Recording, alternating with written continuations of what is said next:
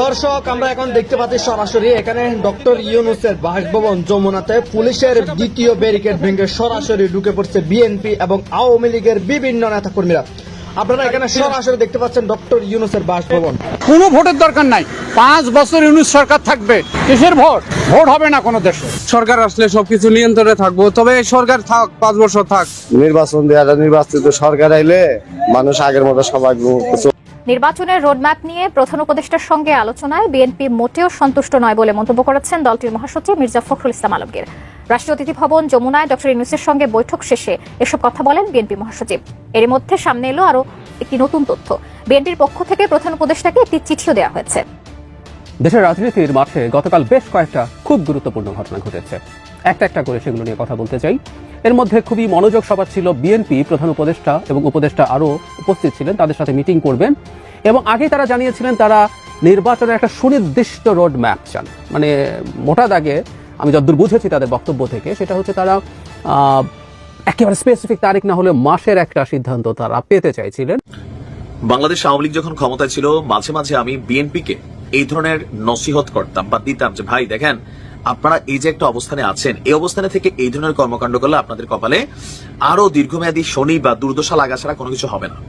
আজকে যেই সংগঠনটাকে সরকার নিষিদ্ধ করে দিছে, রাষ্ট্র কর্তৃক নিষিদ্ধ হয়েছে ছাত্রলীগ, আওয়ামী লীগের রাঘব বোয়ালরা পলাতক, শেখ হাসিনা পলাতক, মামলা হচ্ছে, অনেক ভালো ভালো মানুষও কিন্তু ভুয়া কিছু মামলা খেয়ে ফেলতেছে, যদিও এগুলো নিয়ে কাউন্টার হবে, প্রটেস্ট হবে।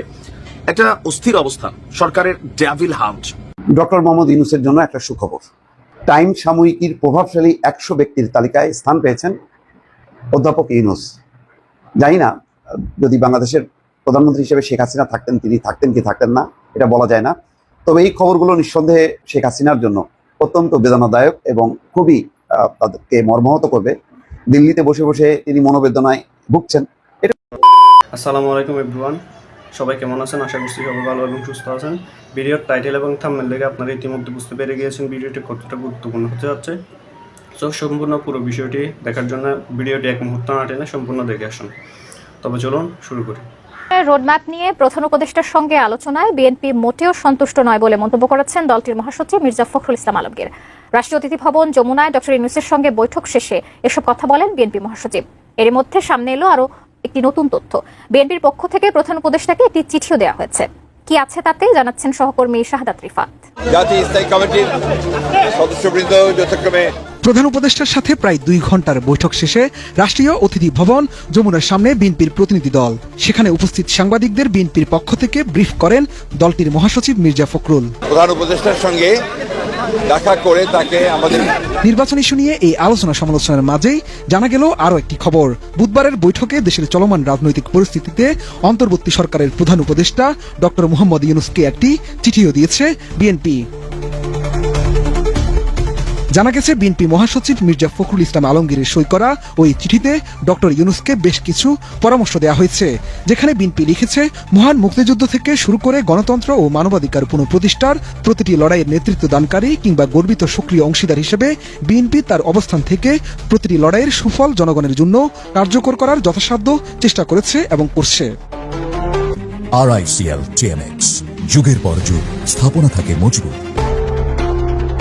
চিঠিতে বিএনপি জানায় জনগণের স্বার্থ রক্ষা ও স্থায়ী কল্যাণ নিশ্চিত করার জন্য গণতান্ত্রিক শাসনের বিকল্প নেই।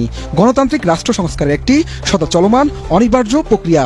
বিগত ফ্যাসিবাদী পতিত সরকারের মতো আগে উন্নয়ন পরে গণতন্ত্র, যেমন জনগণের গণতান্ত্রিক অধিকার হরণের অপকৌশল ছিল, ঠিক তেমনি কিছু ব্যক্তি ও গোষ্ঠীর কাছে আগে সংস্কার পরে গণতন্ত্র ভ্রান্ত কুতর্ক। চিঠিতে বলা হয় যারা সংস্কারের কথা বেশি বেশি বলেন এবং বিএনপি সংস্কারের বিপক্ষের শক্তি বলে চিহ্নিত করার অপচেষ্টা করছেন, তাদেরকে তাদের ভিশন 2030 এবং রাষ্ট্র কাঠামো মেরামতের 31 দফা কর্মসূচিতে যেসব সংস্কারের প্রস্তাব করা হয়েছে ও যেসব পরিবর্তনের আকাঙ্ক্ষা ব্যক্ত করা হয়েছে তার প্রতি দৃষ্টি দিতে বলা হচ্ছে। চিঠিতে বিএনপি আরও জানায় এসব প্রস্তাবের চেয়ে ভালো কোনো প্রস্তাব কেউ দিলে জনস্বার্থে তা সাদরে গ্রহণ করা হবে। অর্থাৎ সংস্কারের চলমান প্রক্রিয়া বিএনপির ঘোষণারই অংশ। বিএনপি মনে করে যে সব পরিবর্তনই সংস্কার নয়, সংস্কারের উদ্দেশ্য ইতিবাচক ও গঠনমূলক পরিবর্তন। যেটা আমরা বেশ কিছু কাল থেকে বলে আসছি, সেই বিষয়ে তাদের সঙ্গে কথা বলেছি।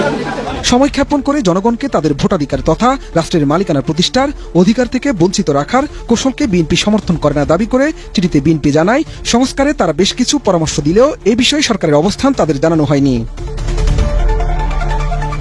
পতিত সরকারের অপশাসনের দোসর ও সুবিধাভোগীদের দিয়েই রাষ্ট্র পরিচালনা করা হচ্ছে অভিযোগ তুলে চিঠিতে আরও বলা হয়, রাষ্ট্রের প্রধান নির্বাহী ও তার সরকারের বক্তব্য ও মতামতের সমন্বয় অত্যন্ত গুরুত্বপূর্ণ। সম্প্রতি এর কিছু ব্যতিক্রম তাদের উদ্বিগ্ন করছে।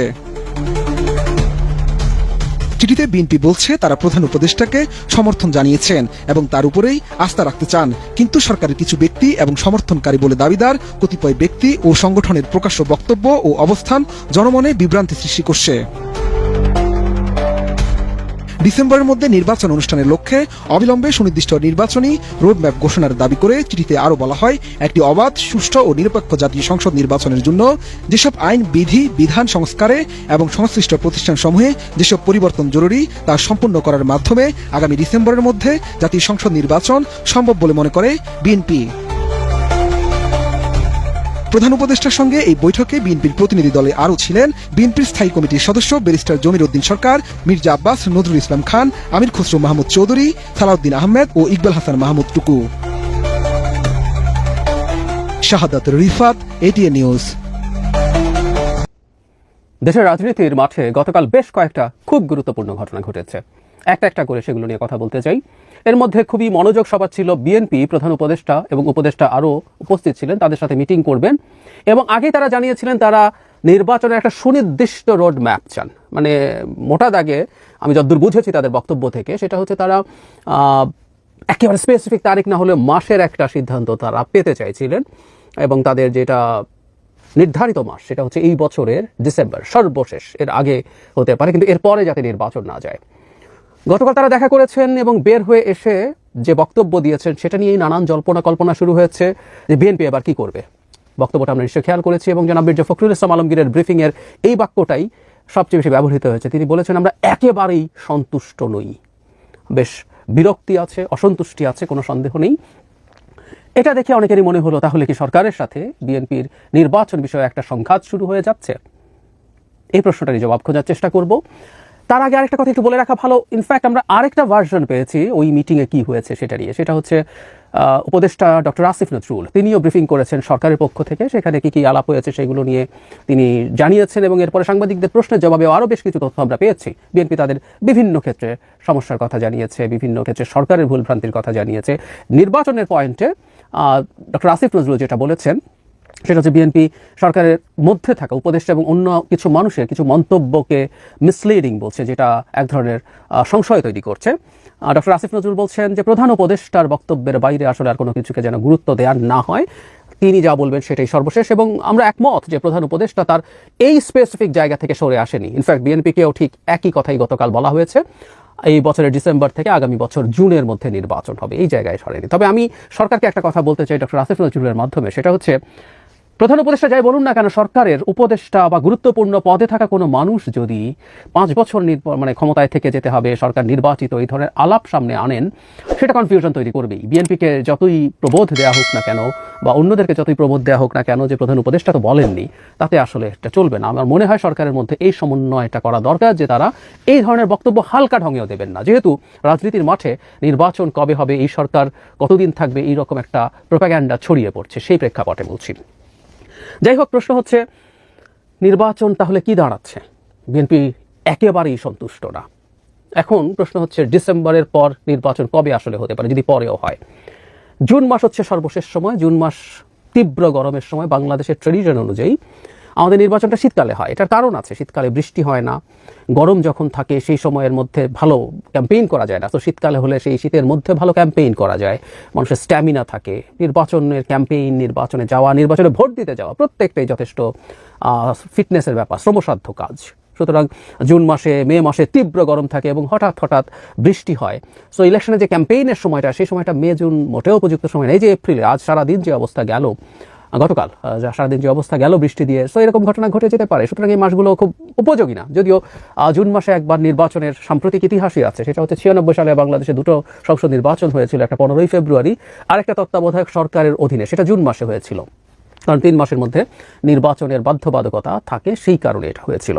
সো জুনে নির্বাচনের ইতিহাস থাকলেও এটা আসলে সঠিক মাস না। ঠিক একইভাবে মে মাস, এপ্রিল এগুলো খুব উপযোগী না। এদিকে আবার রমজান আছে সম্ভবত ফেব্রুয়ারির 3rd উইকে। সো নির্বাচন পিছিয়ে ফেব্রুয়ারির মাঝামাঝি পর্যন্ত যাওয়ার সুযোগ আছে। আবার কেউ বলতে পারেন যে শিডিউলটা আগে করে দিল, প্রসেসগুলো চললো। আমরা জানি শিডিউল ঘোষণা করার পর একটা সময় নানান রকম মনোনয়নপত্র জমা, বাছাই ইত্যাদি ইত্যাদি চলে এবং ক্যাম্পেইনের একটা সময় থাকে, সেটা 2 সপ্তাহ বা 3 সপ্তাহ।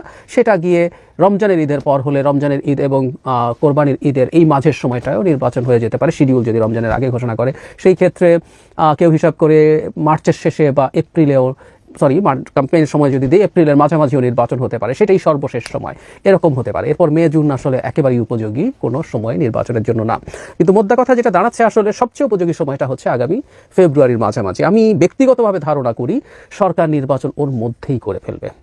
ডিসেম্বরে বাই এনি চান্স যদি নাও হয়, আর একটু সময় যদি লাগে, এবং বেশি সংস্কার হলে কেন সময় লাগতে পারে তার এক ধরনের ব্যাখ্যা ডক্টর আসিফ নজরুল দিয়েছেন। সেটা হলো, যখন আইন তৈরি করা হয় সেটা নানান রকম স্টেক হোল্ডারদের সাথে আলোচনায় সময় ক্ষেপণ হয়, সময় যায়, তারা তাদের ডিজিটাল সিকিউরিটি অ্যাক্টের অ্যামেন্ডমেন্টের উদাহরণ তিনি দিয়েছেন। কিন্তু এই ব্যাপারে আমার একটা বক্তব্য আছে, সেটা নিয়ে আমি একটা আলাদা ভিডিও করব।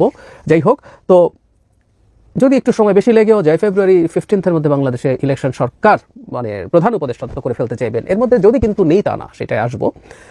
সো বিএনপি ডিসেম্বরের আলাপটা করে সরকারের সাথে খুব মেজর সংঘাতে যাবে বলে আমার মনে হয় না। কিন্তু বিএনপি এই রেটরিকটা আসলে মাঠে রাখবে, এই আলাপটা মাঠে রাখবে, শুধু তা না, তারা মাঠে প্রেজেন্সও রাখবে বলে আমি ধারণা করি। এদিকে ডক্টর আসিফ নজরুলের বয়ান অনুযায়ী তিনি তার যখন ব্রিফিং করছেন, সেখানে বলেছেন তার কাছে মনে হয়েছে তাদের এই আলোচনার পর তারা কনভিন্সড, বিএনপি কনভিন্সড, সরকারের কাছ থেকে তারা সবকিছু জবাব পেয়েছেন এবং নির্বাচন সহ সব কিছুতে তিনি যদি সঠিক হন, বিএনপি এসে সামনে ব্যাপারগুলো একটু ডিফারেন্টভাবে প্রেজেন্ট করেছে। রাজনীতিতে আসলে রেটরিক ইউজড হয়, কখনো কখনো কোনো রাজনৈতিক দল কোনো ইস্যুতে যা ফিল করে হুবহু সেটা বলে, কখনো কখনো যা ফিল করে সেটাকে এক্সিজারেট করে বলে, কখনো কখনো যা ফিল করে সেটাকে ডাউনটোন করে, কমিয়ে বলে। এগুলো থাকে, এগুলো সারা পৃথিবীর রাজনীতিতে এরকম। রাজনীতি খুবই ডেলিকেট, খুবই টাফ একটা কাজ, সুতরাং এগুলো হতে পারে। সুতরাং বিএনপি যেভাবে প্রেজেন্ট করেছে, আমি ব্যক্তিগতভাবে মনে করি না যে তারা অতটা অসন্তুষ্ট। দেখতে পেরেছেন ভিডিওটি কতটা গুরুত্বপূর্ণ। তো এরকম গুরুত্বপূর্ণ ভিডিও আরও পাওয়ার জন্য চ্যানেলটি অবশ্যই সাবস্ক্রাইব করে রাখবেন এবং দেখা হচ্ছে পরবর্তী ভিডিওতে। সে পর্যন্ত সবাই ভালো থাকবেন, সুস্থ থাকবেন। আল্লাহ হাফেজ।